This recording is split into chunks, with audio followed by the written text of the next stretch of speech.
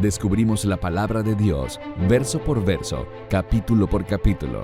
Este es un estudio bíblico real con el maestro Tom Bradford. Bienvenidos a Clases de la Torá. Es sorprendente lo mucho que se aclara el texto cuando le devolvemos su carácter judío, el cual fue extraído de la Biblia, como si se tratara de un apéndice inflamado. Un buen ejemplo de los problemas que surgen al ignorar el carácter judío de la Biblia es la historia de Abraham y Melquisedec. Ante la pregunta, ¿quién es Melquisedec?, la Iglesia romana occidental y tradicional ha dicho que se trata de Jesús. Es parecido a cuando la Iglesia sugiere que se habla de Jesús casi en todas las veces que se atribuye un atributo humano a Dios en la Biblia, como cuando Dios caminaba en el jardín del Edén durante el tiempo de Adán.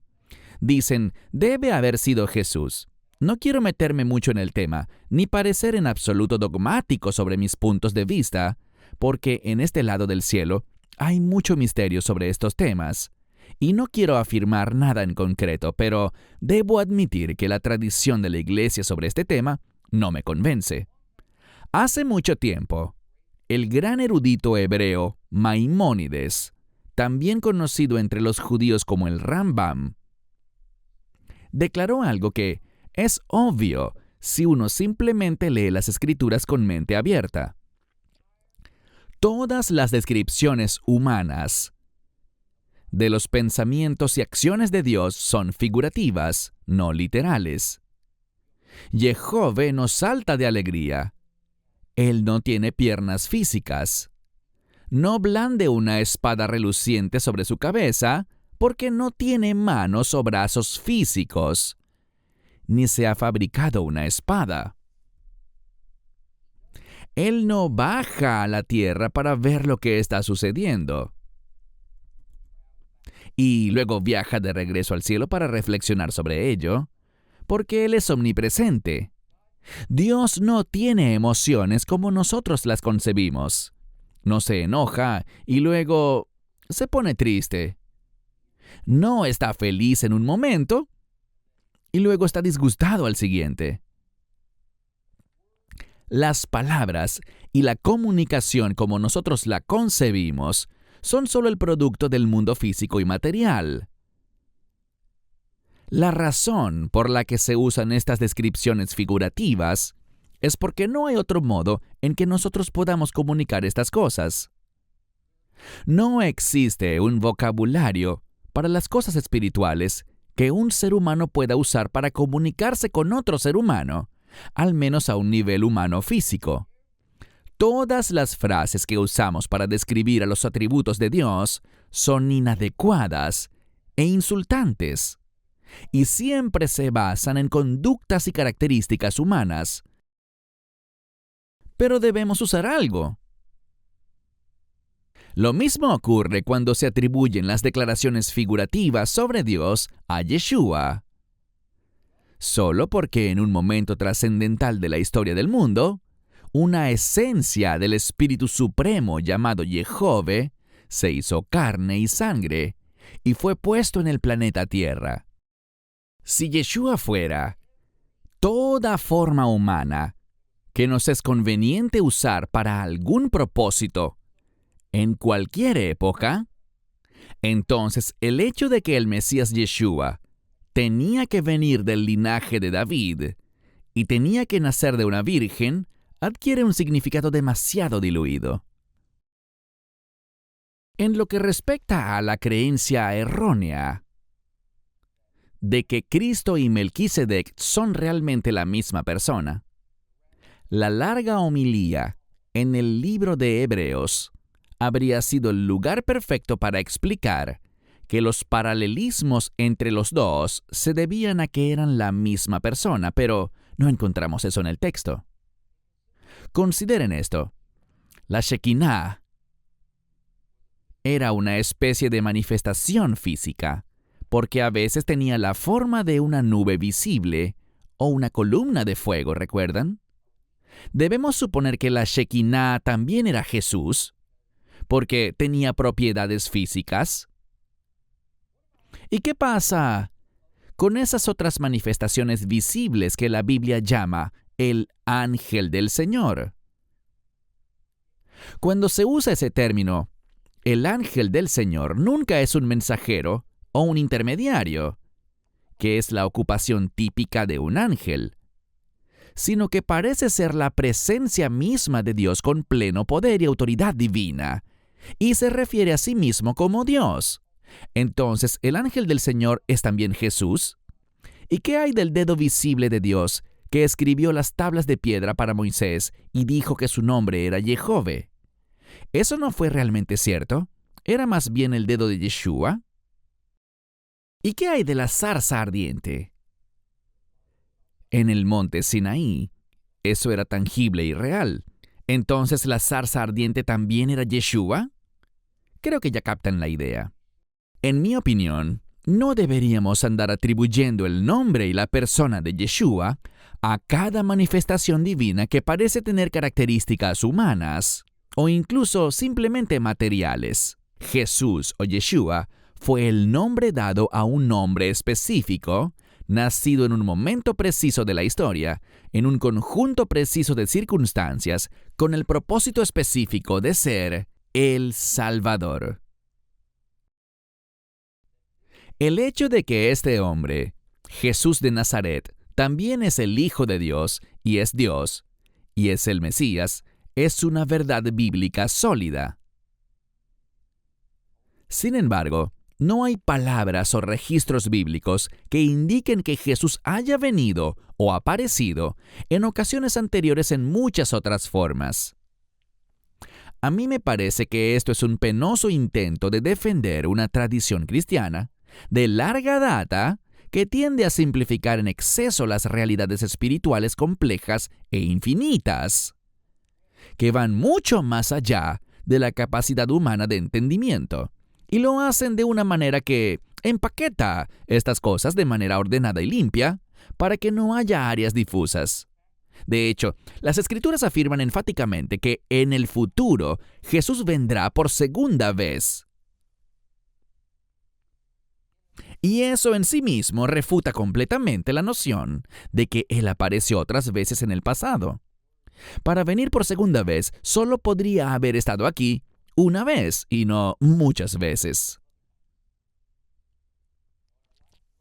En la última lección, les mencioné que algunos sabios judíos piensan que Melquisedec era Sem, hijo de Noé. Y no es por querer defender la idea de que Sem era Melquisedec, pero eso tendría mucho sentido. Y a fin de cuentas, es una mejor suposición que decir que es Yeshua. Primero, Sem todavía estaba vivo. ¿Sabían que Abraham murió primero que Sem? En segundo lugar, la tierra de Canaán, que es donde se encontraba la ciudad de Shalem, era un lugar muy pagano. Y sin embargo, en medio de ese hedonismo casi universal, aquí hay un hombre que habla del Dios Altísimo, el Dios que Abraham apenas estaba empezando a conocer. Melquisedec parece hablar con un profundo entendimiento del Dios único y verdadero, pero nunca se presenta a sí mismo como Dios.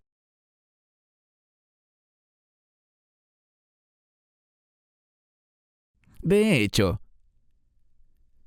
él es llamado sacerdote de El Elión, mucho antes de que existiera algo parecido al sacerdocio levítico.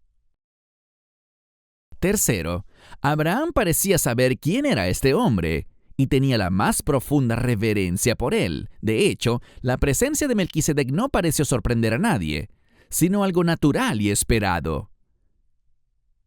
Sin ninguna explicación, Abraham le da una décima parte de toda la propiedad recuperada a este hombre, Melquisedec, lo que indica que hacer eso era una clase de protocolo conocido. Y por cierto, tengan cuidado de no asociar esto al mismo concepto de diezmo que tenemos hoy en la iglesia. Esa décima parte que fue dada era el pago estándar que se debía dar a los reyes por el botín de una guerra. Ese era un pago único, no una obligación continua. Estudiemos otra mención bíblica de Melquisedec y sigamos esa línea de investigación. La siguiente mención de Melquisedec después de Génesis está en el Salmo 110, que es aceptado por judíos y cristianos por igual como un salmo profético y mesiánico. Así que abran sus Biblias en el Salmo 110. Si tienen una Biblia completa judía, está en la página 905.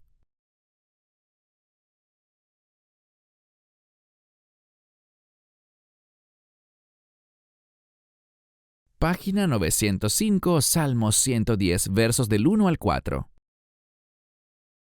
Adonai dice a mi Señor, siéntate a mi diestra hasta que ponga a tus enemigos por estrado de tus pies. Adonai te enviará un cetro poderoso desde Sión, para que domines a los enemigos que te rodean. En el día que se movilicen tus fuerzas, tu pueblo se ofrecerá voluntariamente en el esplendor de la santidad desde el seno de la aurora. El rocío de tu juventud es para ti. Adonai lo ha jurado y nunca se retractará. Tú eres sacerdote para siempre, para ser comparado con Melquisedec.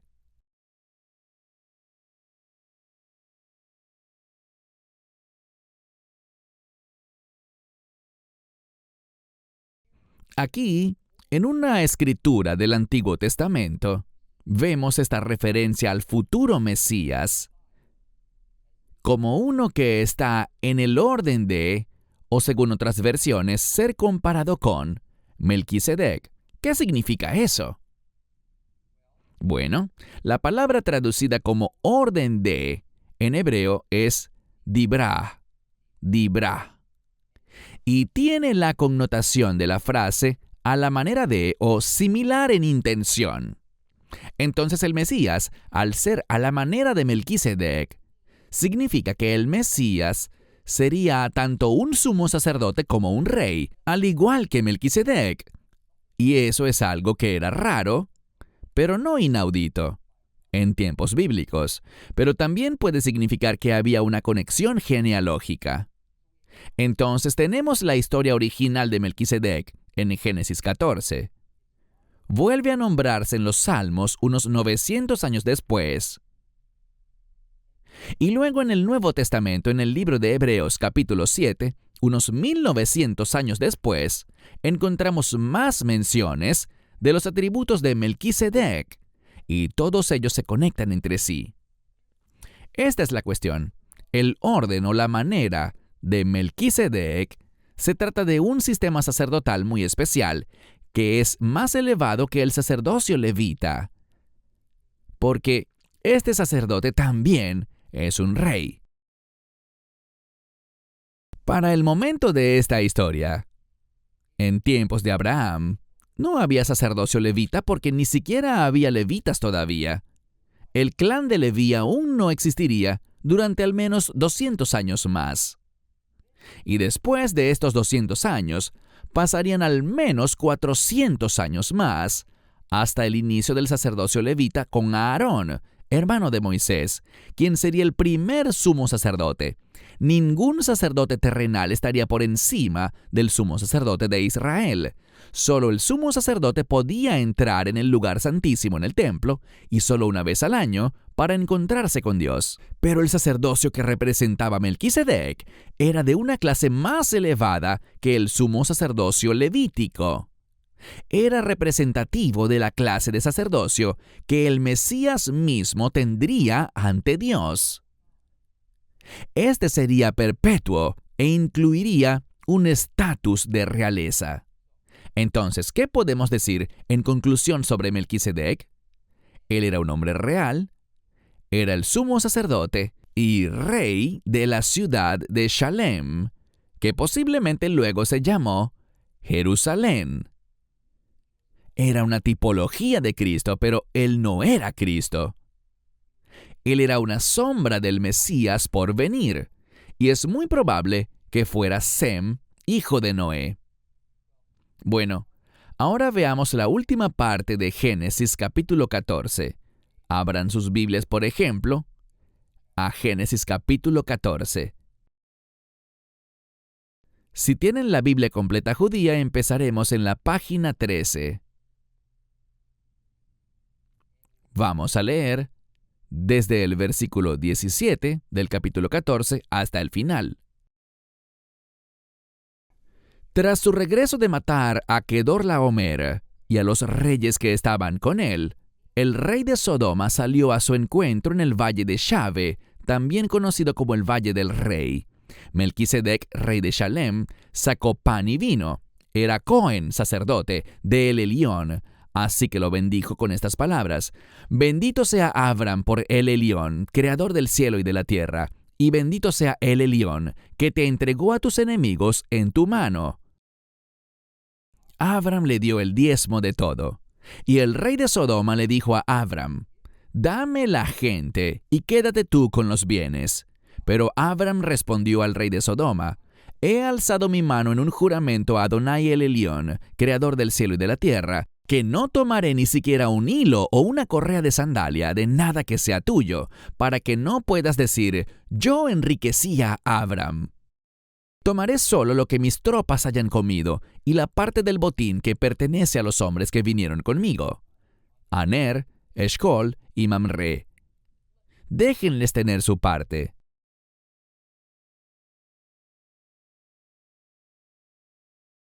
Veamos, Melquisedec o está delirando, o en verdad tiene gran autoridad y comprende quién es Dios. Porque él declara que Abraham es bendecido por El Elión y que El Elión debe ser bendecido. No está escrito que Abraham hubiera dado alguna respuesta, ya que parece saber a quién se está sometiendo. Y Abraham le da a Melquisedec una décima parte de todo. Ahora bien, el rey o el gobernante de Sodoma le dice a Abraham: ¿Sabes qué? Dame a las personas y quédate con el botín. ¿Por qué diría algo así? Primero, el rey de Sodoma tenía autoridad sobre el botín recuperado. Era suyo y podía decidir quedárselo o regalarlo. Sin embargo, es obvio que de una manera u otra, Melquisedec tenía una autoridad aún mayor que la de este rey, porque parte de ese 10% que Abraham le dio a Melquisedec consistía en cosas que pertenecían al rey de Sodoma, y ese rey no protestó en lo absoluto. Entiendan que el rey de Sodoma gobernaba una ciudad que tal vez era la más malvada de toda Canaán, o sino del mundo. Este tipo era malvado y estaba bajo el control de la maldad. El rey de Sodoma es una tipología de Satanás o un anticristo. Así como Melquisedec era justo y actuaba bajo el control de la justicia, y es una tipología de Cristo. Esta escena me recuerda el encuentro de Jesús con Satanás cuando Satanás le dijo: Inclínate ante mí. Yo tengo la autoridad para darte una riqueza material incomparable. Así como Abraham nunca desafió la autoridad del rey de Sodoma y su posesión de la riqueza recuperada, tampoco Yeshua desafió la autoridad de Satanás sobre la riqueza material del mundo. Ni Abraham ni Jesús dijeron: no es tuyo y no tienes derecho a darlo, porque, de hecho, el príncipe del mal sí tenía derecho a dar de esa riqueza. Observen también que Satanás estaba ansioso por regalar tanta riqueza como fuera necesario para que Yeshua, en última instancia, no redimiera la humanidad y permitiera que el diablo se quedara con las personas. Esto es un paralelo de cuando el rey de Sodoma le dice a Abraham: quédate con toda la riqueza que recuperaste, solo dame las personas que salvaste. Hemos hablado mucho sobre los principios de Dios. Bueno, aquí hay un principio de Satanás. ¿Satanás quiere tu riqueza o te quiere a ti? A Satanás no le importan para nada las posesiones materiales. Él quiere poseer tu alma. Eso es lo que él busca. Al final, la batalla entre Satanás y Jehová Dios es sobre las personas, no sobre las cosas. En fin, Abraham rechaza al rey, entendiendo con quién está tratando, y le dice, no, gracias. Además, Abraham le dice, no quiero que tú, como representante del maligno, salgas a decir que mi abundancia tuvo que ver algo contigo. Lo que sea que yo tenga, ya sea poco o mucho, proviene de Dios. Y no quiero nada de lo que tú puedas ofrecerme. Una sabia lección para todos nosotros. La característica más importante de cualquier cosa no es lo que es, sino la fuente de dónde proviene.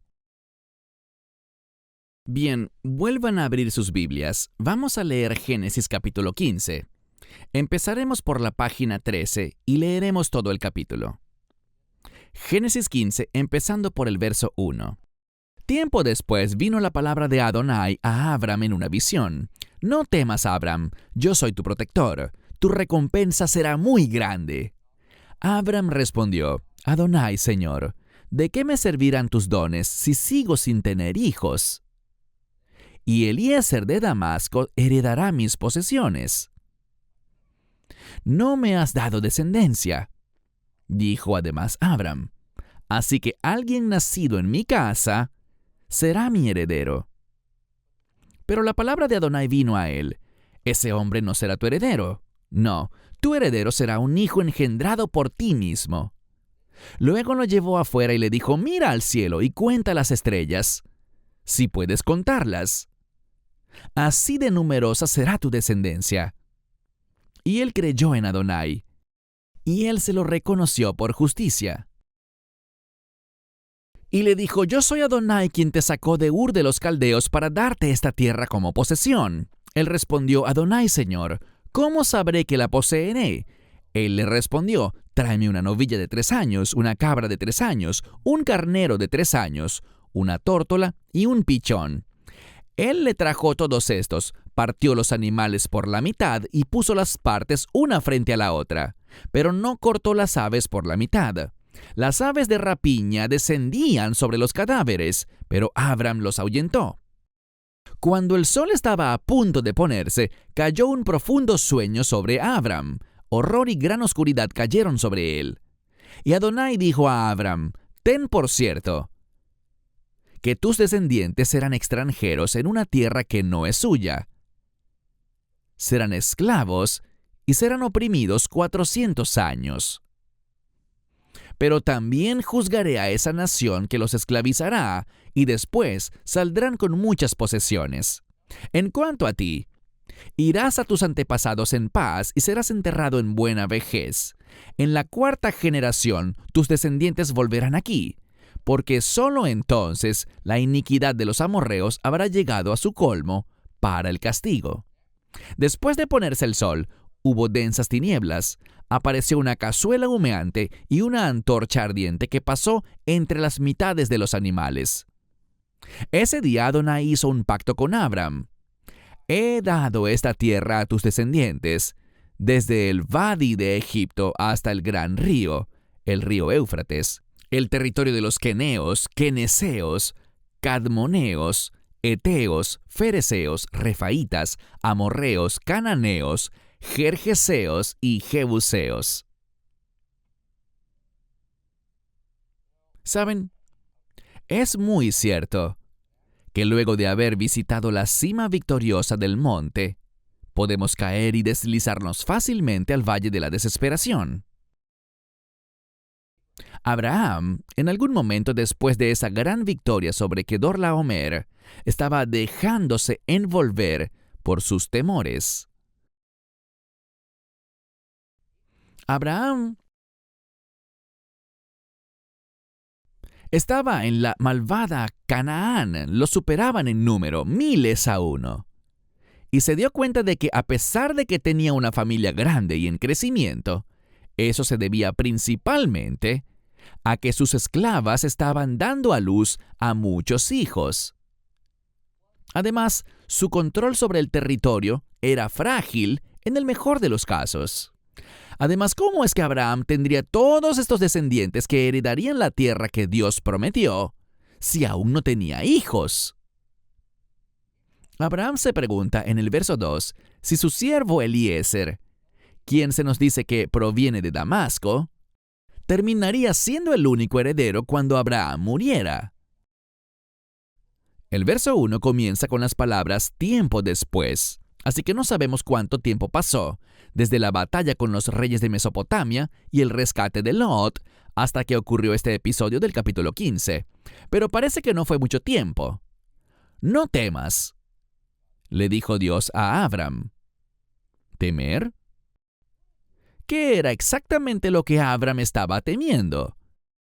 ¿No acababa de flexionar sus músculos y derrotar a esos ejércitos del norte? Era el temor de que esos reyes volvieran para tomar represalias debido a que Abram los venció. Después de todo, no solo fue una derrota humillante para estos poderosos reyes del norte, sino que el hombre que los venció ni siquiera resultó perjudicado por lo que habían hecho. No habían venido a hacerle la guerra a Abraham y no le habían hecho nada a Abraham, excepto que capturaron sin saberlo a un pariente que vivía muy lejos de su tío. Dios, conociendo los temores de Abraham, continúa explicando que Él lo protegerá e incluso recompensará a Abraham. Lo recompensará. ¿Recompensar a Abraham por qué? Por negarse a ser enriquecido por el malvado rey de Sodoma, por elegir poner su fe en el Dios de Melquisedec. Abraham, al parecer, estaba reconsiderando su negativa idealista y motivada por sus principios a aceptar todo ese botín que había sido liberado de las manos de Kedorlaomer y que había sido devuelto al rey de Sodoma, excepto el 10% dado a Melquisedec. Abraham se habría hecho instantáneamente más rico si simplemente hubiera aceptado esa generosa oferta del gobernante de Sodoma. Pero esa recompensa de guerra seguía preocupándolo, y en un diálogo revelador y poco favorecedor, Abraham comienza a darle rienda suelta a sus temores, sospechas y ansiedades a Jehove. No acepta fácilmente las promesas que Dios le hace. Ahora bien, nosotros, tú y yo, nunca haríamos eso, ¿cierto? No, nosotros no. Dios dice, yo haré esto y lo otro. Dios dice, yo haré esto y lo otro por ti. ¿Y cuántas veces respondemos, está bien, Dios, pero ¿cómo lo harás exactamente? ¿Cómo lo vas a hacer y cuándo lo vas a hacer? No parece que estuviera sucediendo, ni hay evidencia de que alguna vez sucederá. Sí, Abraham era un hombre de Dios, pero seguía siendo solo un hombre. Después de que Dios le aseguró que Él lo protegería de la gente mala del norte y asegurarle que su prosperidad aumentaría aún más, Dios le promete a Abraham lo que más le preocupa: un heredero, un hijo. Para ser sinceros, nosotros, los del mundo occidental moderno, no podemos comprender lo importante que era para un hombre de esa época tener un hijo como heredero. No era solo una cuestión de transmitir la riqueza y tenencias de tierras. Abraham y casi todos los humanos de las civilizaciones conocidas de ese tiempo tenían la creencia de que un hombre seguía viviendo a través de su heredero. No era visto como una reencarnación, sino que la sustancia etérea que es invisible e incognoscible Lo que hace que cada persona sea un individuo único, la fuerza vital que contiene los linajes de esa familia, era transmitida a través de la reproducción humana. De alguna manera misteriosa e indefinida, la naturaleza fundamental del padre seguía viviendo en su hijo. Que un hombre muriera sin un heredero varón significaba el fin de su línea familiar y, por tanto, el fin de su propia esencia humana. Que una mujer no pudiera darle un hijo a su marido era la cosa más vergonzosa para ella. Su razón principal de existencia como mujer humana era producir un heredero varón para su marido. Ese fracaso equivaldría a ser inútil. Para las personas del tiempo de Abraham, no existía el concepto de morir e ir al cielo y vivir con Dios por la eternidad. Un hijo era, entonces, la única esperanza de Abraham de ver todas las promesas de Dios cumplidas, y punto. Así que Jehová le dice a Abraham que será padre, por lo que el extranjero Eliezer no será el heredero de la riqueza familiar. Abraham se siente alentado cuando Dios le dice que mire al cielo nocturno y cuente las estrellas, porque así de numerosos serán sus descendientes. Luego en el verso 6 se nos dice algo que muchos creyentes modernos están muy seguros de que esa promesa solo llegó con el Nuevo Testamento, con la venida de Jesús. Él, Abraham, creyó en Dios, y Dios se lo reconoció por justicia. Aquí estaba la esencia del plan de salvación de Dios. Confíen en Dios, y a cambio, Dios se los reconocerá por justicia. Este es el significado mismo de la gracia. La gracia era la esperanza de Adán. La gracia era la esperanza de Noé. Y era la esperanza de Abraham también. La gracia fue el principio fundamental de la Torá dada a Moisés, que es el principio fundamental del nuevo pacto en Yeshua.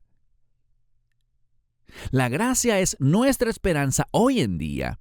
Eso nunca ha cambiado. Ahora que ha sido abordado el asunto del heredero de Abraham, o al menos Abraham así lo cree, Dios menciona el asunto de la tierra prometida. En el verso 7, Él dice, «Mira, Abraham, te saqué de Ur en Mesopotamia hasta este lugar para dártelo a ti». En otras palabras, ¿aún no lo entiendes? ¿De qué crees que se ha tratado todo esto? Tú te quedarás con la tierra. Nada puede impedirlo, porque yo lo he decidido. Está hecho. Luego en el verso 8, Abraham hace una pregunta curiosa, que parece venir de un gran escepticismo o muy cerca de una desconfianza absoluta. ¿Cómo puedo saber que poseeré la tierra? Dije que la pregunta es curiosa porque Dios anteriormente ya le había prometido la tierra a Abraham. ¿No le creyó Abraham a Jehová? ¿Fue que acaso no lo entendió? El hecho es que la fe de Abraham estaba flaqueando un poco. ¿Cuántas veces nos ha pasado que en nuestro interior sabemos que Dios nos ha hablado? Lo sabemos, pero pasa el tiempo y no hay más confirmación visible y tangible del tema de esa conversación. Así que empezamos a preguntarnos si fue producto de una gran imaginación o si realmente Dios me habló. Todos hemos estado allí y lo estaremos de nuevo. Pero seamos prácticos. El hecho es que según todas las costumbres y tradiciones de los humanos en la era de Abraham, las promesas que eran reales tenían una estructura. Eso no debería sorprendernos. Nuestras promesas hoy en día también tienen una estructura, usualmente en la forma de un contrato. En nuestra sociedad actual, hay muy pocas cosas que aceptaríamos como legítimas o como ofertas confiables de otra persona, a menos que se ponga en papel y se haga en apego a las leyes de nuestro Código Civil, y luego sea firmado por todas las partes involucradas. Así es como lo hacemos. Nadie cuestiona por qué lo hacemos así. Lo mismo pasaba en tiempos de Abraham. Se tenía la costumbre de ejecutar ciertos procedimientos cuando se hacía una promesa, y ese procedimiento aún no se había llevado a cabo en la promesa que Dios le hizo a Abraham. Puede que no nos demos cuenta, pero todos esperamos tratar con Dios bajo nuestros términos culturales. Les aseguro que pensamos así, sea que estemos conscientes o no. ¿De qué sirve que a un estadounidense se le entregue una prueba o una palabra en una forma que solo una persona japonesa entendería a través de su cultura? Eso para nosotros no significaría nada. Lo mismo ocurre a la inversa. Una persona que vive en Sudán necesitará una prueba o una palabra de Dios que esa persona entienda, algo que se acostumbre a hacer y sea habitual en su sociedad sudanesa, no algo que parezca normal para un estadounidense. Abraham estaba esperando que la promesa de Dios fuera puesta en una estructura de la cultura del Medio Oriente que él reconociera como válida.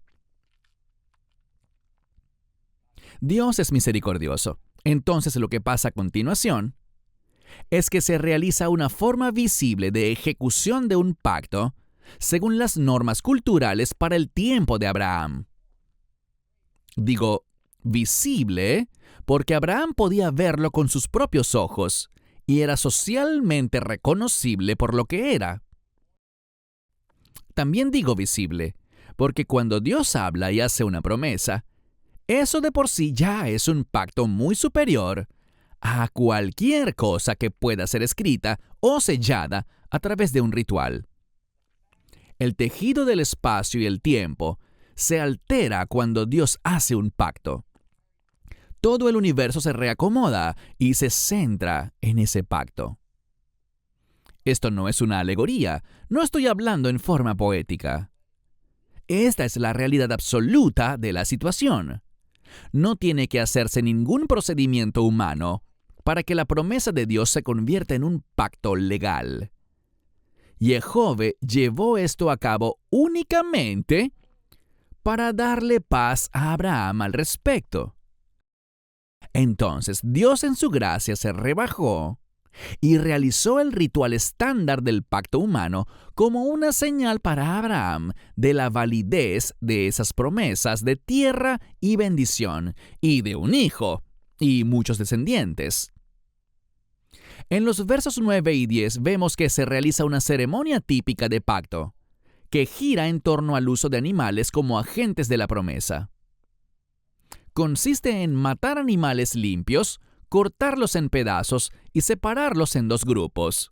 Recuerden que la palabra hebrea para pacto, berit, significa cortar o dividir. Quiero ser cuidadoso aquí con la terminología, y me gustaría que observen que esta ceremonia de pacto no fue un sacrificio. No se estaba haciendo un sacrificio. Los animales no fueron sacrificados en el sentido estricto de la palabra. No había altar, no había quema de los animales. Esta no fue la presentación de un regalo o la búsqueda de aceptación o una súplica de expiación a Dios por parte de Abraham. Más bien, este es un regalo que Dios hace a la humanidad.